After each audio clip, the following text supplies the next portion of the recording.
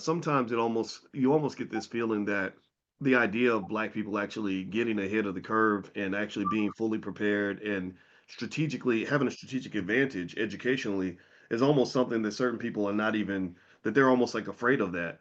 And that really accomplishing that within that system is really not something that is easily attainable, nor is it incentivized.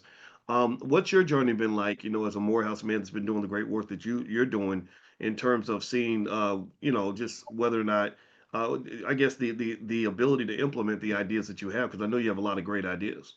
Well, I mean, it's absolutely that, and I think part of it is also just the incentive structures that are in place. I mean, after graduating Morehouse, I decided I wanted to go into education, trying to make more of a more of an impact on the front end of the criminal justice system rather than the back end. So that's why I got out of law and into education.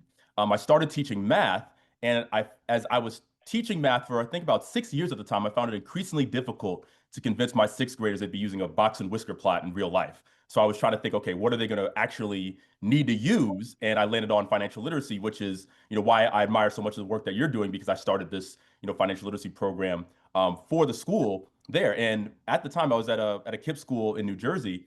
There was no financial literacy program for middle school students. And I was like, crazy idea. Why don't we just teach it to middle schools? And at that time, I had a principal, a charter school principal who was very, supportive and said, okay, go ahead and do that.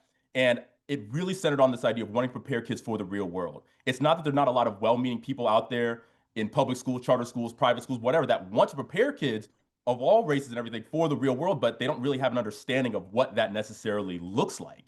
So in the midst of me doing all that, AI happens.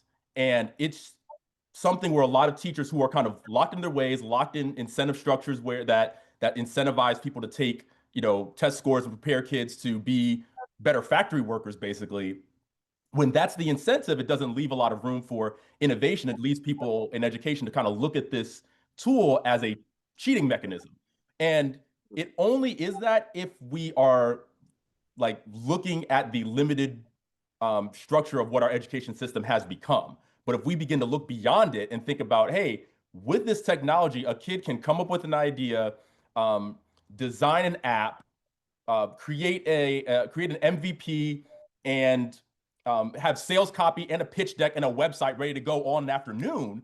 When we look at it that way, it's like, is it cheating, or are we just not giving our kids enough to do with this technology in the first place?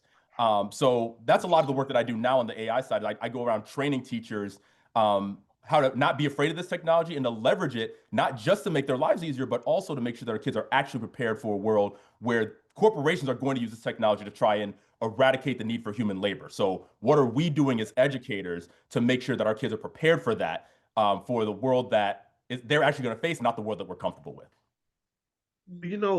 Miss D Boone, it's interesting, when you talk about what Winston's speaking on in terms of preparation. It seems like that's really a big part of all this.